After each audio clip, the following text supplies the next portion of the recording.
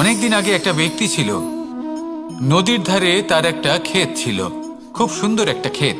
পরিশ্রম করে সেখানে সে ফসল উৎপাদন করলো। একদিন বন্যা হলো আর সমস্ত ফসল বয়ে নিয়ে গেল। প্রতি বছর বন্যা হতো আর বারবার ওর ফসল বয়ে নিয়ে যেত। সে ব্যক্তি খুব দুঃখী হয়ে পড়ল। সে ভাবল, কেন বারবার আমার সাথে এরকম হয়? তখন একজন ওকে বোঝালো যে প্রতি বছর যখন এই বন্যা আসে তখন সে তোমার ক্ষেত উর্বর মৃত্তিকা দ্বারা পুষ্ট করে তোলে। তখন সেই ব্যক্তি বুঝতে পারল যে প্রকৃতি ওকে কত বড় একটা উপহার দিয়েছে। প্রতি বছর বন্যা শেষ হওয়ার পরে সে ফসল উৎপাদন করত এবং তাতে 10 গুণ বেশি ফসল হতো। এই সংসারে যতক্ষণ না বৃষ্টির ফোঁটা মাটিতে পড়ছে, ফসল কিভাবে উৎপন্ন হবে? যতক্ষণ না এই সোনা তীব্র আগুনে উত্তপ্ত হচ্ছে, ততক্ষণ সে কুন্দন কি করে হয়ে উঠবে? সেইভাবেই যতক্ষণ না আপনি সমস্যার সম্মুখীন হচ্ছেন, জীবনে সামনে এগোবেন কিভাবে? তাই বিপদ হোক বা সমস্যা, তার সম্মুখীন হন, আর তাও ইতিবাচক মনোভাব নিয়ে। দেখবেন অবশেষে আপনি বিকাশের পথে অগ্রসর হয়েছেন। আসুন আমার সাথে ভালোবেসে বলুন, রাধা রাধা। এটা কোনো এক সময়ের কথা। একটি শেয়াল ভুলবশত একটি নগরীতে প্রবেশ করে এবং সে সেখানে হঠাৎ ধোপাদের পাড়ায় প্রবেশ করে। নীল রং গোলা জলে পড়ে যায়। কোনো ক্রমে পালিয়ে পালিয়ে আবার সে বনে ফিরে আসে। অন্য সব প্রাণীরা ওকে দেখে আর ভয়ভীত হয়ে পড়ে। তখন সেই শেয়াল ফোন দিয়ে এঁটে সবাইকে বলল যে, আমি হলাম দেবদূত আর তোমাদের সকলকে রক্ষা করতে এসেছি। সবাই ওর কথা মেনেও নিল। প্রত্যেক দিন ওকে ধনধান্য খাবার এইসব প্রদান করতে লাগলো। তারপরে এমন একটি রাত এলো যেদিন দূরে কোথাও কিছু শেয়ালের দল তাকে ডাকতে শুরু করলো। আর তখন এই শেয়াল নিজেকে আটকেই রাখতে পারল না। সেও ঠিক শেয়ালের মতোই ডাকতে শুরু করলো। সকলে সেটা শুনতেও পেলেন এবং সকলে এটা বুঝতেও পেরে গেলেন যে এ হলো একটা ভণ্ড। সেই জন্য জীবনে কখনো ছলনা করবেন না। তাকে আপনি যতই লুকোনোর চেষ্টা করুন না কেন, সেটা অবশ্যই একদিন সামনে চলে আসবে। আর তার থেকেও বড় শিক্ষা হলো এটা যে কারোর জীবনে সম্পত্তি, ধন ধান্য এসব চলে আসাতে তার বুদ্ধির বৃদ্ধি ঘটে না, তার ব্যবহার শুভ হয় না। এটা তখন হয় যখন সেই ব্যক্তি সেটা নিজে পেতে চায়, তার জন্য ভাবনা চিন্তা করে, কর্ম করতে থাকে। আর যখন একজন ব্যক্তি নিজের বুদ্ধি এবং ব্যবহার উন্নত এবং শ্রেষ্ঠ করে তুলতে পারেন, তখন তিনি নির্ধন হয়েও ধন অর্জন করতে পারেন। ঠিক পদ্মফুলের মতো। একটি পদ্মফুল কিন্তু জন্ম নেয় পাকের মধ্যে। তারপরেও এই পদ্মফুল দেবতাদের প্রসাধনের অঙ্গ হয়ে ওঠে। আসুন আর আমার সাথে ভালোবেসে বলুন, রাধা রাধা। মানুষের শরীরের বিভিন্ন অঙ্গ দ্বারা ভিন্ন ভিন্ন প্রকারের কাজ করা হয়, আর সেই জন্য মানুষ নিজের শরীরের যত্ন করে, তার খেয়াল রাখে, নিজের শরীরকে সুস্থ রাখে, স্বচ্ছ রাখে, বস্ত্র পরিধান করে, আর কোথাও আঘাত লাগলে ক্ষতস্থান ঢেকে ফেলে। মানুষের শরীরে এমন একটি অঙ্গ আছে যা চোখে দেখা যায় না, যা অদৃশ্য থাকে, কিন্তু সেইটা দিয়ে মানুষের বিষয়ে অনেক কিছু জানা যায়। এবং মানুষের শরীরের সেই অঙ্গের নাম হলো বাণী, আপনার ভাষা। আপনি যেভাবে কথা বলেন, যার সাথে কথা বলেন, আপনি যেভাবে শব্দ চয়ন করেন, তার দ্বারা আপনার বিষয়ে অনেক কিছু বোঝা যায়, আপনার ব্যক্তিত্বের বিষয়ে অনেক কিছু বোঝা যায়। সেই জন্য সবসময় কিছু বলার আগে একটু ভেবে নিন, নিজের কথার ওপর একটু নিয়ন্ত্রণ রাখুন। আমার কথা শুনুন, এই হৃদয়কে শুদ্ধ করে তুলুন। যদি এই হৃদয় শুদ্ধ থাকে, তাহলে সর্বদা মধুর বাণী নির্গত হবে, যা সবাইকে প্রফুল্ল করে তুলবে। আর তখন এই মন প্রসন্ন হয়ে বলবে, রাধা রাধা। কিছু মানুষ চিরকাল দুঃখে থাকেন, বলেন যে দূরত্বের কারণে ওনাদের ভালোবাসা সমাপ্ত হয়ে গেছে। এমনও কিছু মানুষ আছেন যারা বলেন যে দূরত্বের জন্য ভালোবাসা বৃদ্ধি পায়। কেউ বলেন কাছাকাছি এলে ভালোবাসা বৃদ্ধি পায়। কিন্তু আসল সত্য হলো এটাই যে দূরত্ব ভালোবাসা পরিমাপ করার কোনো মাপদণ্ডই নয়। চাতক পাখিকে দেখুন, সারা বছর সে অপেক্ষা করে যে কখন বর্ষা আসবে আর ওর তৃষ্ণা নিবারণ হবে। বর্ষার জল ছাড়া ও আর অন্য কোনো জল পান করে না। তাহলে বলুন, এই যে দূরত্বের জন্য ওদের ভালোবাসা কি সমাপ্ত হলো? এই ভালোবাসা আপনার মানসিকতা বুঝতে পারে, সে আপনার মনে লুকিয়ে থাকা আবেগ বুঝে নিতে পারে। তা সে আপনি যতই দূরে চলে যান না কেন, যতই কাছে আসুন না কেন, শুধু নিজের আবেগগুলিকে কখনো মলিন হতে দেবেন না, স্বার্থ জড়িয়ে ফেলবেন না। প্রেমকে পবিত্র করে তুলুন, এই প্রেম ক্রমাগত বৃদ্ধি পাবে। আসুন আর এই ভালোবাসার সাথে বলুন, রাধা রাধা।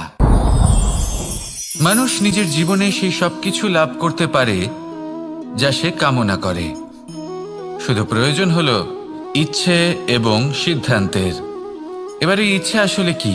সেটা হলো এই মনে প্রকট হওয়া একটি ভাবনা, একটি আবেগ। শুধু তা দিয়ে কিছুই হয় না। যখন সেই ইচ্ছের সাথে দৃঢ় প্রতিজ্ঞা জুড়ে যায়, তখন বিষয়টা এগোতে থাকে। একটা উদাহরণ দিই, ধরুন আপনি মরুভূমিতে আছেন এবং আপনি মধুর জল পান করতে চান। এটা হলো শুধুমাত্র আপনার মনের একটি ইচ্ছে। যখন এই ইচ্ছের সাথে সিদ্ধান্ত জুড়ে যায়, তখন আপনি সেই মরুভূমিতে গর্ত খুঁড়তে চেষ্টা করেন। আর যখন এই সিদ্ধান্তের সাথে নিষ্ঠা জড়িত হয়, তখন আপনাকে সেই জল লাভ করার থেকে কেউ বাধা দিতে পারে না। ইতিহাস এটার সাক্ষী, যিনি নিশ্চিত করেছেন তিনি সেই সব কিছু লাভ করেছেন যা তিনি লাভ করতে চেয়েছেন। সেই জন্য ইচ্ছে থাকা খুব দরকার, কিন্তু তাকে সিদ্ধান্তের সাথে জুড়ে নিন, সিদ্ধান্তকে নিশ্চিত করে ফেলুন, সব কিছু লাভ করবেন। আর তখন এই মন প্রসন্ন হয়ে বলবে, রাধা রাধা। এই সংসারে কোনো বস্তু হোক বা ব্যক্তি হোক, তার একার গুরুত্ব কিন্তু খুব বেশি নয়। একটা উদাহরণ হিসেবে বৃষ্টির ফোঁটাকে ভেবে দেখুন। যদি একটি বৃষ্টির ফোঁটা হয় তাহলে তার খুব বেশি গুরুত্ব থাকে না, কিন্তু যখন সহস্র বৃষ্টির ফোঁটা মেঘের মধ্যে দিয়ে ঝরে পড়ে, তখন সেটা বর্ষার রূপ ধারণ করে। সেই বর্ষা যা এই প্রকৃতিকে শান্ত করে। সেইভাবেই পাথরের ছোট টুকরো, তার খুব বেশি গুরুত্ব থাকে না, কিন্তু যখন অসংখ্য পাথরের টুকরো একত্রিত হয় তখন তা পর্বতের আকার ধারণ করে। সেইভাবেই কিছু মানুষ যখন একত্রিত হন তখন তৈরি হয় পরিবার, কিছু পরিবার যখন একত্রিত হয় তখন তৈরি হয় সমাজ, যখন অনেক সংখ্যক সমাজ একত্রিত হয় তখন তৈরি হয় রাজ্য। এবার এই রাজ্যের সব থেকে গুরুত্বপূর্ণ ব্যক্তি হতে পারেন রাজা, কিন্তু তাও সেই রাজা একা কিছু করতে পারেন না। যুদ্ধ লড়ার সময় তারও নিজের সৈন্যদলকে প্রয়োজন পড়ে।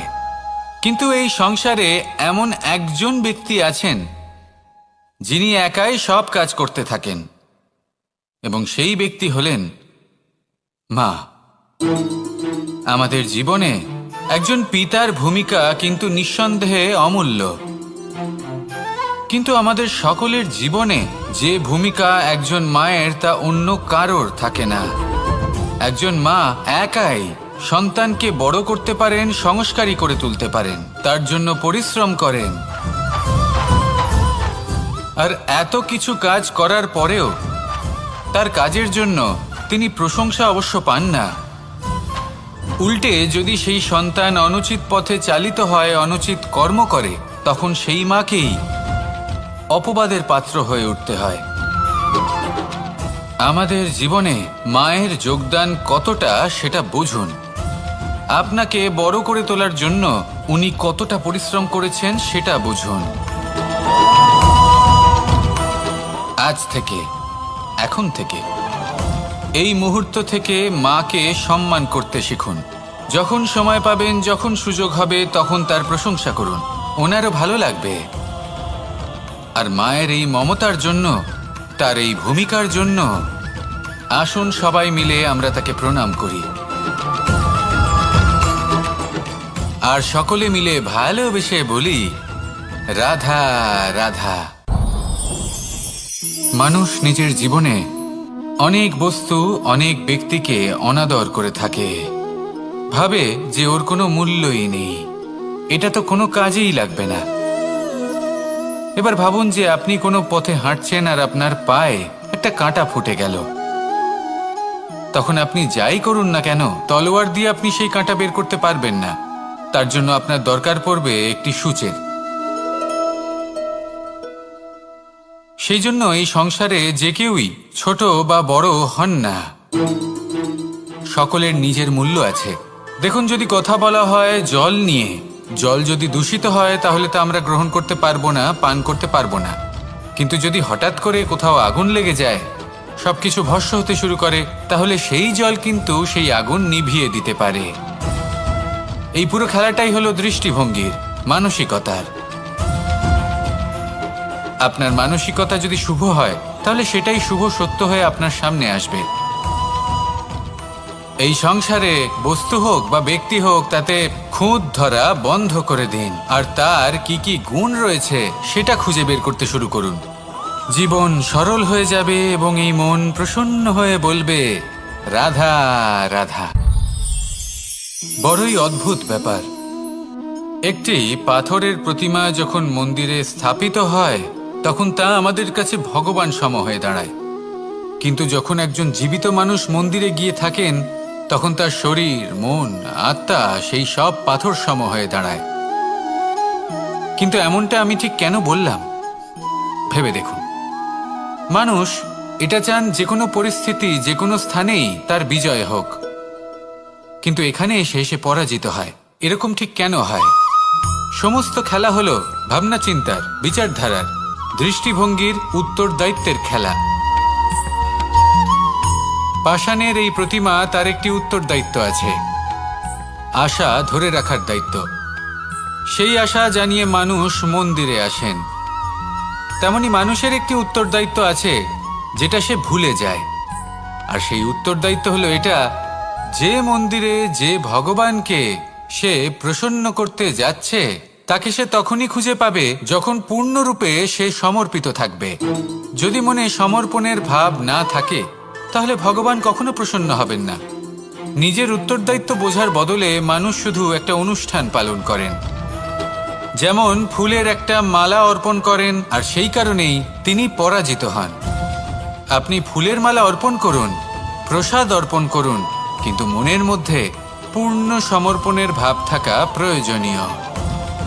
তবেই আপনি মন্দিরে গিয়েও প্রাণবন্ত হয়ে থাকতে পারবেন, তবেই ঈশ্বরকে প্রসন্ন করতে পারবেন। আসুন আমার সাথে ভালোবেসে বলুন, রাধা রাধা। আমাদের মধ্যে বেশিরভাগ মানুষ সেই পরম শক্তিতে, সেই পরমেশ্বরের ওপর আস্থা রাখি, আর সেই জন্য আমরা বারবার মন্দিরে যাই, পুজো অর্চনা করি, নৈবেদ্য অর্পণ করি। কিন্তু অত্যন্ত গুরুত্বপূর্ণ একটা বিষয়ে আমরা ভুলে যাই, আর সেটা হলো যে পাষাণের সেই প্রতিমা যা মন্দিরে স্থাপন করা হয়েছে, তাদের মধ্যে আমরা ঈশ্বরকে খুঁজে পাবো না যতক্ষণ না বাড়িতে বিরাজমান ঈশ্বর অর্থাৎ আমাদের মাতা পিতা, তাদেরকে আমরা সেবা করছি। দেখুন, ঈশ্বর নিশ্চিত রূপে এই সংসার নির্মাণ করেছেন, কিন্তু আপনি সেই সংসারের অংশ তবে থেকে হয়েছেন যেদিন থেকে এই সংসারে আপনি পদার্পণ করেছেন। আর এই উত্তরদায়িত্ব পালন করেছেন কারা? আপনার মাতা পিতা। ঈশ্বর আছেন এই ভাবনা আপনার মধ্যে জাগ্রত হয়েছে আপনার মাতা পিতার মাধ্যমে। সেই জন্য মন্দিরে গিয়ে আপনি যতই প্রসাদ বিতরণ করুন তার কোনোই অর্থ নেই যদি ঘরে বসে থাকা মাতা পিতা অভুক্ত থাকেন। মন্দিরে গিয়ে পরমেশ্বরকে প্রসন্ন করার পূর্বে ঘরে বিরাজমান ঈশ্বর মানে আপনার মাতা পিতা, তাদের সেবা করুন, তাদের প্রসন্ন করুন। ঈশ্বর নিজে থেকেই প্রসন্ন হয়ে যাবেন। আসুন আমার সাথে ভালোবেসে বলুন, রাধা রাধা। প্রেম আড়াই অক্ষর, মাত্র আড়াই অক্ষরের এই শব্দ প্রেম, এর মধ্যে ত্রিলোকের এবং সমগ্র ব্রহ্মাণ্ডের বীজ নিহিত আছে। এমন কি আছে যা এই প্রেম করতে পারে না? যেখানে শক্তি এবং বিদ্যা প্রয়োগ করে আপনি কিছুই করতে পারবেন না, সেটাও প্রেম দ্বারা অর্জন করা সম্ভব। প্রেম চাইলে পাথরেও ফুল ফোটাতে পারে। প্রেম চাইলে ন্যাড়া পাহাড়ের বুক চিরে নদীপথ তৈরি করতে পারে। চাইলে নিরক্ষর ব্যক্তিকে সংসারের শ্রেষ্ঠ জ্ঞানী করে তুলতে পারে। শুধুমাত্র এই প্রেমের জন্য সবার দুষ্টু কানাই ঘনশ্যাম হয়ে উঠেছিল। শুধুমাত্র এই প্রেমের টানেই ত্রিলোকের স্বামী দ্বারকাধীশ নির্ধন সুদামার পদসেবাও করেছিলেন। এই প্রেম হলো সংসারের সবথেকে বড় শক্তি। এই সংসারের আধার হলো প্রেম। এমন কিচ্ছু নেই যা এই প্রেমের পক্ষে সম্ভব নয়। যেখানে বিদ্যা এবং শক্তি সাহায্য করতে পারে না, সেখানে এই প্রেম আপনাকে জয়ী করে দিতে পারে। তাহলে আসুন আর আমার সাথে ভালোবেসে বলুন, রাধা রাধা। সমুদ্র মন্থনের সময় দুই ধরনের রত্ন লাভ করা হয়েছিল। প্রথম হলাহল, যার প্রভাব থেকে এই সমস্ত সংসারের জীবের প্রাণ বাঁচানোর জন্য মহাদেব তাকে নিজের কণ্ঠে ধারণ করে নিয়েছিলেন। আর দ্বিতীয় অমৃত, যেটা কিঞ্চিত পরিমাণ মাত্রায় পাওয়া গেছিল। কখনো কখনো জীবনে এমন কোনো বস্তু যা আপনি প্রয়োজনের থেকেও অনেক বেশি মাত্রায় ভোগের জন্য লাভ করে থাকেন, তা আপনার জন্য বিষ প্রমাণিত হতে পারে। যেমন জল, প্রয়োজনের থেকে অনেক বেশি মাত্রায় যদি এই জল আসে তাহলে আপনার প্রাণ কাটতে পারে। কিন্তু পরিশ্রমের পরে এক পাত্র শীতল জল দ্বারা আপনি যদি স্নান করে নেন, তাহলে তা আপনার শরীরের জন্য অমৃত হবে। পরিশ্রম করার পরে যদি আপনার শরীর এক পাত্র খাবার লাভ করে, তাহলে তা আপনার শরীরের জন্য অমৃত। কিন্তু যদি কোনো পরিশ্রম না করেই আপনি দিনরাত শুধুই খাবার গ্রহণ করতে থাকেন, তাহলে আপনার কাছে তা বিষ সমান। বিষ এবং অমৃত গ্রহণ করাটা আপনার উপরে নির্ভর করছে। কোনো বস্তু আপনার পক্ষে বিষও হতে পারে, আবার অমৃতও হতে পারে। নির্ভর করছে যে আপনি সেটা কিভাবে ব্যবহার করছেন, কতটা মাত্রায় ব্যবহার করছেন। আসুন আমার সাথে ভালোবেসে বলুন, রাধা রাধা। হয়তো আপনার মনে কখনো এই প্রশ্ন আসতে পারে যে ইমারত কেন নির্মাণ করা হয়, কেন উৎসব পালন করা হয়, কেন মানুষ নিজেদের জন্মদিন পালন করেন, কেন দোল, বিজয়া দশমী, রাখি, দীপাবলির মতো উৎসব পালন করা হয়। যদি এগুলো পালন না করা হয় তাতে কি যায় আসে? যদি এই দোল উৎসব পালন না করা হয়, তাহলে কি এই সংসার ভুলে যাবে যে নারায়ণের প্রতি ভক্তির কারণে ভক্ত প্রহ্লাদকে অগ্নি স্পর্শও করতে পারেনি? যদি বিজয়া দশমী পালন না করা হয়, তাহলে কি এই সংসার ভুলে যাবে যে এই দিনে শ্রীরাম রাবণকে বধ করেছিলেন? যদি আমরা দীপাবলির এই উৎসব পালন না করি, তাহলে কি এই সংসার এটা ভুলে যাবে যে অযোধ্যাতে অমাবস্যার এমন এক রাত এসেছিল যে রাত্রে অযোধ্যা পূর্ণিমার থেকে বেশি উজ্জ্বল হয়ে উঠেছিল? যদি এই রাখি উৎসব পালন না করা হয়, তাহলে কি এই সংসারের ভাই এবং বোনেরা একে অপরের প্রতি ভালোবাসা কি সেটা ভুলে যাবেন? বিষয়টা ভুলে যাওয়ার নয়, বিষয়টা হলো মনে রাখার। যখন জীবনে আমরা কোনো একটা স্থানে পৌঁছই, উপলব্ধিগুলোর উৎসব পালন করি, যাতে সেই মুহূর্তে আমরা সকলের মধ্যে আনন্দ ছড়াই এবং মানুষ সেই মুহূর্তটা মনে রাখেন। এই স্মৃতিগুলোই মানুষের মধ্যে বিশ্বাসের জন্ম দেয়। এই বিশ্বাস যে আগামী যেদিন আসছে তাতে আরও আনন্দের সম্ভাবনা রয়েছে। ভালোবাসার এই উৎসব, ভালোবাসার এই পার্বণ, এটা মানুষের মনে বিশ্বাসের জন্ম দেয় যে প্রত্যেক যুগে কেউ না কেউ এসেছে এবং পরবর্তীতেও আসবে। তাহলে আসুন আমরা ডুবে যাই আমার লীলার এই প্রেম যাত্রায় এবং ভালোবাসার এমন একটা উৎসব পালন করা যাক যা এই সংসার যুগ যুগ পর্যন্ত মনে রাখবে। তাহলে আসুন আর আমার সাথে ভালোবেসে বলুন, রাধা রাধা। প্রেমের পরিভাষা আসলে কি? ভিন্ন ভিন্ন ধরনের ব্যক্তি, ভিন্ন ভিন্ন ধরনের প্রেমী আলোচক বিভিন্ন ধরনের পরিভাষা প্রদান করেন এই প্রেম নিয়ে। কিন্তু প্রত্যেকের মনেই কখনো কখনো এই প্রশ্ন এসেছে, এই ভালোবাসা আসলে কি? নিজের প্রিয়তমকে জয় করাই কি প্রেম? চার হাত এক হয়ে যাবার নামই কি প্রেম? নিজের আবেগ ব্যক্ত করাই কি ভালোবাসা? না, প্রেমের অর্থ কাউকে লাভ করা নয়, বরং তার মাঝে বিলীন হয়ে যাওয়া। যদি কারোর হাত ধরে থাকি, তাহলে আজীবন তার সাথে পথ চলা হলো প্রেম। প্রেম শুধুমাত্র সেটা নয় যা প্রেমী আর প্রেমিকার কেশদামে মালা বেঁধে দেয়। মাতা পিতার জন্য দিনরাত পরিশ্রম করা, নিজের পরিবারের জন্য দিনরাত পরিশ্রম করা, সেটাও প্রেম। নিজের বন্ধুদের জন্য, আপনজনের জন্য সবকিছু উজাড় করে দেওয়ার নাম হলো ভালোবাসা। নিজের মাতৃভূমির জন্য সাহসের সাথে লড়াই করা এবং আনন্দে নিজের জীবন ত্যাগ করে দেওয়াও কিন্তু প্রেমের নামান্তর। সেই জন্য যারা বুদ্ধিমান ব্যক্তি তারা কখনো প্রেমের পরিভাষা খুঁজতে চান না, কারণ তারা জানেন যে এই প্রেম কতটা বিশাল। তারা জানেন যে এই প্রেম হলো এক বিশাল সাগর, যাকে নিজের মুঠোয় ধরে রাখা যায় না। সেই জন্য এই প্রেমের সাগরে ডুবে যান এবং সকলকে ভালোবাসতে শিখুন। যদি সবাইকে ভালোবাসতে পারেন তাহলে তাদেরও কল্যাণ হবে যারা আপনাকে ভালোবাসে, তাদেরও কল্যাণ হবে যাদেরকে আপনি ভালোবাসেন, আর আপনারও কল্যাণ হবে। আর তখন এই মন ভালোবেসে বলবে, রাধা রাধা। কখনো কখনো আমরা খুব ব্যথিত হয়ে পড়ি। আমরা নিজেদের পরিবারের জন্য এত কিছু করি আর তারা আমাদের দেখলেই ভয়ভীত হয়ে পড়ে, আমাদের দেখলে বিরক্ত হয়। কখনো নিজেদের সন্তানকে বিকাশের পথে অগ্রসর করার জন্য আমরা তাদের উপর একটু জোর দিই যাতে তারা পরিশ্রম করে, কিন্তু সেই সন্তান আমাদের উপর বিরক্ত হয়ে পড়ে। কখনো সন্তানকে সঠিক শিক্ষা দেওয়ার জন্য আমরা তাদের কিছু সীমা নির্ধারিত করি, তখন সেই সন্তানের চোখে নিজেদের জন্য আমরা ঘৃণা দেখতে পাই। মানুষ কেন ব্যথিত হবে না?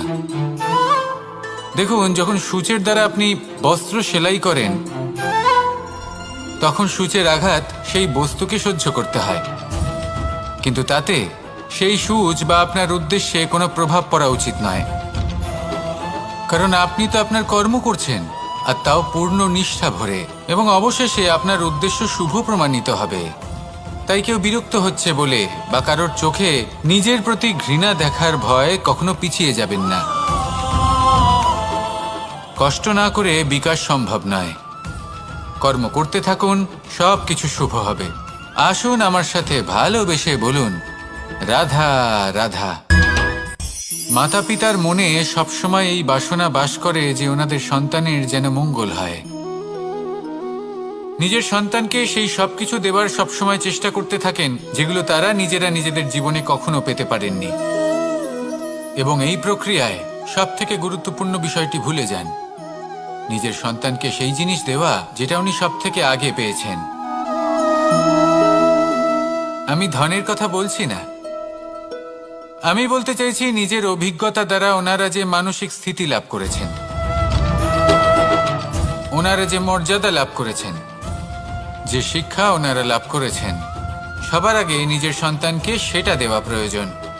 সেটা যদি নিজের সন্তানকে দিতে পারেন তাহলে এই সন্তান জীবনে তার পথে এগোতেও পারবে, ধন অর্জনও করতে পারবে এবং শক্তিশালী অনুভবও করতে পারবে। সেই জন্য সন্তানকে সবার আগে সেটা দান করুন যেটা সব থেকে বেশি মূল্যবান। সেটা দিন যেটা আপনি সবার আগে লাভ করেছেন। আসুন আমার সাথে ভালোবেসে বলুন, রাধা রাধা। ধন, সম্পদ, ঐশ্বর্য, মানুষ হয় নিজের সৌভাগ্যের দ্বারা এগুলো লাভ করে থাকেন বা কর্মের দ্বারা। সৌভাগ্য আসলে কি? গ্রহের দশা যা প্রত্যেক মুহূর্তে বদলাতে থাকে। কর্মের মাধ্যমে যখন আপনি ধন অর্জন করেন তখন সেই ধন আপনার আগামী প্রজন্ম লাভ করে।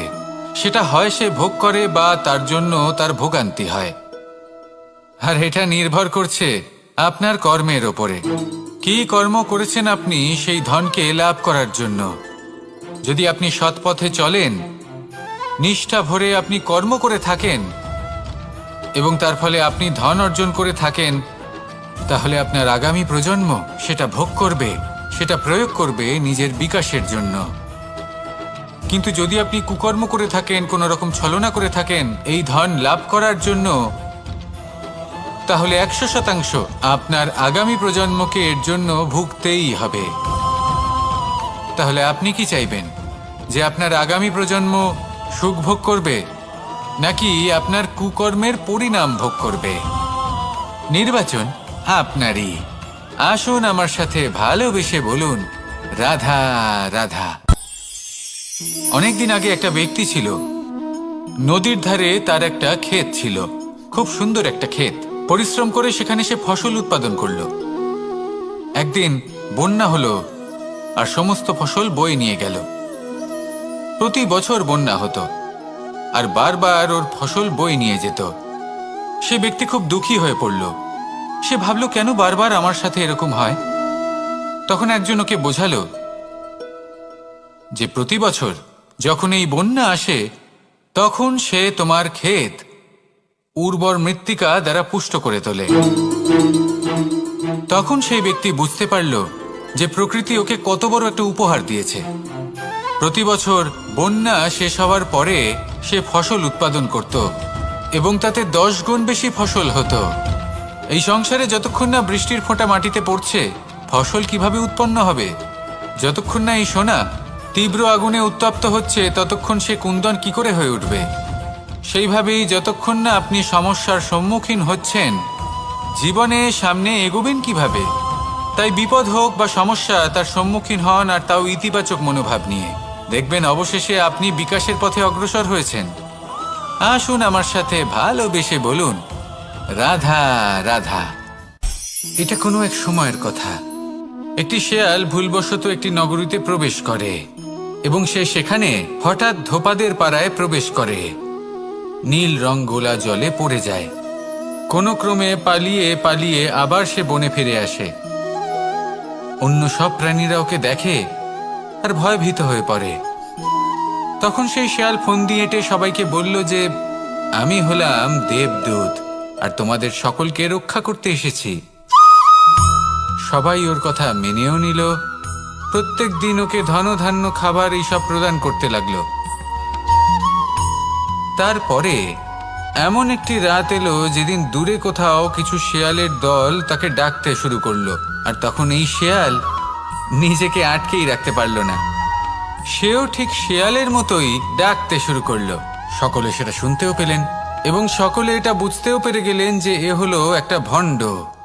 সেই জন্য জীবনে কখনো ছলনা করবেন না। তাকে আপনি যতই লুকোনোর চেষ্টা করুন না কেন, সেটা অবশ্যই একদিন সামনে চলে আসবে। আর তার থেকেও বড় শিক্ষা হলো এটা যে কারোর জীবনে সম্পত্তি, ধন ধান্য এসব চলে আসাতে তার বুদ্ধির বৃদ্ধি ঘটে না, তার ব্যবহার শুভ হয় না। এটা তখন হয় যখন সেই ব্যক্তি সেটা নিজে পেতে চায়, তার জন্য ভাবনা চিন্তা করে, কর্ম করতে থাকে। আর যখন একজন ব্যক্তি নিজের বুদ্ধি এবং ব্যবহার উন্নত এবং শ্রেষ্ঠ করে তুলতে পারেন, তখন তিনি নির্ধন হয়েও ধন অর্জন করতে পারেন। ঠিক পদ্মফুলের মতো। একটি পদ্মফুল কিন্তু জন্ম নেয় পাকের মধ্যে। তারপরেও এই পদ্মফুল দেবতাদের প্রসাধনের অঙ্গ হয়ে ওঠে। আসুন আর আমার সাথে ভালোবেসে বলুন, রাধা রাধা। মানুষের শরীরের বিভিন্ন অঙ্গ দ্বারা ভিন্ন ভিন্ন প্রকারের কাজ করা হয়, আর সেই জন্য মানুষ নিজের শরীরের যত্ন করে, তার খেয়াল রাখে, নিজের শরীরকে সুস্থ রাখে, স্বচ্ছ রাখে, বস্ত্র পরিধান করে, আর কোথাও আঘাত লাগলে ক্ষতস্থান ঢেকে ফেলে। মানুষের শরীরে এমন একটি অঙ্গ আছে যা চোখে দেখা যায় না, যা অদৃশ্য থাকে, কিন্তু সেইটা দিয়ে মানুষের বিষয়ে অনেক কিছু জানা যায়। এবং মানুষের শরীরের সেই অঙ্গের নাম হল বাণী, আপনার ভাষা। আপনি যেভাবে কথা বলেন, যার সাথে কথা বলেন, আপনি যেভাবে শব্দ চয়ন করেন, তার দ্বারা আপনার বিষয়ে অনেক কিছু বোঝা যায়, আপনার ব্যক্তিত্বের বিষয়ে অনেক কিছু বোঝা যায়। সেই জন্য সবসময় কিছু বলার আগে একটু ভেবে নিন, নিজের কথার ওপর একটু নিয়ন্ত্রণ রাখুন। আমার কথা শুনুন, এই হৃদয়কে শুদ্ধ করে তুলুন। যদি এই হৃদয় শুদ্ধ থাকে, তাহলে সর্বদা মধুর বাণী নির্গত হবে, যা সবাইকে প্রফুল্ল করে তুলবে। আর তখন এই মন প্রসন্ন হয়ে বলবে, রাধা রাধা। কিছু মানুষ চিরকাল দুঃখে থাকেন, বলেন যে দূরত্বের কারণে ওনাদের ভালোবাসা সমাপ্ত হয়ে গেছে। এমনও কিছু মানুষ আছেন যারা বলেন যে দূরত্বের জন্য ভালোবাসা বৃদ্ধি পায়। কেউ বলেন কাছাকাছি এলে ভালোবাসা বৃদ্ধি পায়। কিন্তু আসল সত্য হলো এটাই যে দূরত্ব ভালোবাসা পরিমাপ করার কোনো মাপদণ্ডই নয়। চাতক পাখিকে দেখুন, সারা বছর সে অপেক্ষা করে যে কখন বর্ষা আসবে আর ওর তৃষ্ণা নিবারণ হবে। বর্ষার জল ছাড়া ও আর অন্য কোনো জল পান করে না।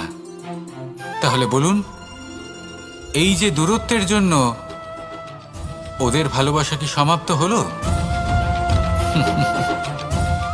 এই ভালোবাসা আপনার মানসিকতা বুঝতে পারে, সে আপনার মনে লুকিয়ে থাকা আবেগ বুঝে নিতে পারে। তা সে আপনি যতই দূরে চলে যান না কেন, যতই কাছে আসুন না কেন, শুধু নিজের আবেগগুলিকে কখনো মলিন হতে দেবেন না, স্বার্থ জড়িয়ে ফেলবেন না। প্রেমকে পবিত্র করে তুলুন, এই প্রেম ক্রমাগত বৃদ্ধি পাবে। আসুন আর এই ভালোবাসার সাথে বলুন, রাধা রাধা। মানুষ নিজের জীবনে সেই সব কিছু লাভ করতে পারে যা সে কামনা করে। শুধু প্রয়োজন হলো ইচ্ছে এবং সিদ্ধান্তের। এবার এই ইচ্ছে আসলে কি? সেটা হলো এই মনে প্রকট হওয়া একটি ভাবনা, একটি আবেগ। শুধু তা দিয়ে কিছুই হয় না। যখন সেই ইচ্ছের সাথে দৃঢ় প্রতিজ্ঞা জুড়ে যায়, তখন বিষয়টা এগোতে থাকে। একটা উদাহরণ দিই, ধরুন আপনি মরুভূমিতে আছেন এবং আপনি মধুর জল পান করতে চান। এটা হলো শুধুমাত্র আপনার মনের একটি ইচ্ছে। যখন এই ইচ্ছের সাথে সিদ্ধান্ত জুড়ে যায়, তখন আপনি সেই মরুভূমিতে গর্ত খুঁড়তে চেষ্টা করেন।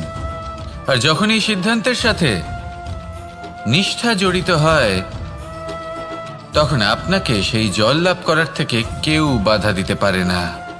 ইতিহাস এটার সাক্ষী, যিনি নিশ্চিত করেছেন তিনি সেই সব কিছু লাভ করেছেন যা তিনি লাভ করতে চেয়েছেন। সেই জন্য ইচ্ছে থাকা খুব দরকার, কিন্তু তাকে সিদ্ধান্তের সাথে জুড়ে নিন, সিদ্ধান্তকে নিশ্চিত করে ফেলুন, সব কিছু লাভ করবেন। আর তখন এই মন প্রসন্ন হয়ে বলবে, রাধা রাধা। এই সংসারে কোনো বস্তু হোক বা ব্যক্তি হোক, তার একার গুরুত্ব কিন্তু খুব বেশি নয়। একটা উদাহরণ হিসেবে বৃষ্টির ফোঁটাকে ভেবে দেখুন। যদি একটি বৃষ্টির ফোঁটা হয় তাহলে তার খুব বেশি গুরুত্ব থাকে না, কিন্তু যখন সহস্র বৃষ্টির ফোঁটা মেঘের মধ্যে দিয়ে ঝরে পড়ে, তখন সেটা বর্ষার রূপ ধারণ করে। সেই বর্ষা যা এই প্রকৃতিকে শান্ত করে। সেইভাবেই পাথরের ছোট টুকরো, তার খুব বেশি গুরুত্ব থাকে না, কিন্তু যখন অসংখ্য পাথরের টুকরো একত্রিত হয় তখন তা পর্বতের আকার ধারণ করে। সেইভাবেই কিছু মানুষ যখন একত্রিত হন তখন তৈরি হয় পরিবার, কিছু পরিবার যখন একত্রিত হয় তখন তৈরি হয় সমাজ, যখন অনেক সংখ্যক সমাজ একত্রিত হয় তখন তৈরি হয় রাজ্য। এবার এই রাজ্যের সব থেকে গুরুত্বপূর্ণ ব্যক্তি হতে পারেন রাজা, কিন্তু তাও সেই রাজা একা কিছু করতে পারেন না।